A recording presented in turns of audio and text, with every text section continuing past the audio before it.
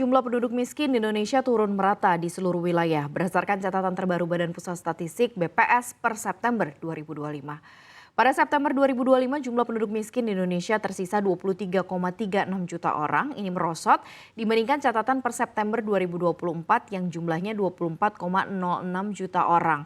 Mayoritas penduduk miskin masih terkonsentrasi di wilayah Jawa dengan besaran 12,32 juta orang atau porsinya setara 52,75% dari total penduduk miskin di Indonesia.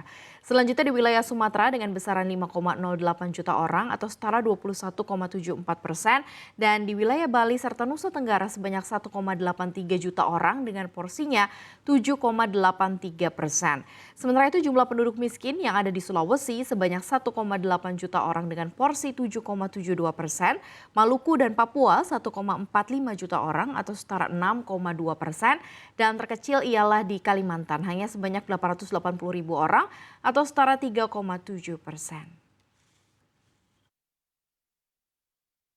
September 2025, jumlah penduduk miskin di Indonesia sebanyak 23,36 juta orang atau turun sebesar 490 ribu orang dibandingkan dengan Maret 2025.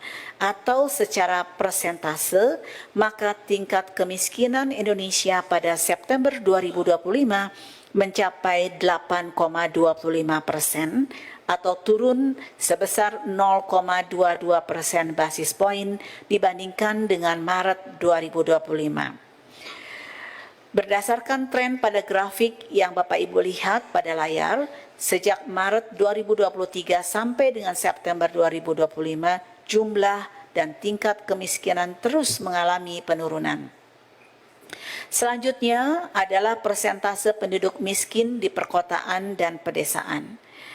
Pada September 2025, tingkat kemiskinan perkotaan sebesar 6,6% atau mengalami penurunan sebesar 0,13% poin jika dibandingkan dengan Maret 2025.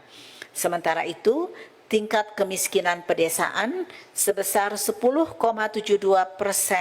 atau mengalami penurunan 0,31% basis poin jika dibandingkan dengan Maret 2025.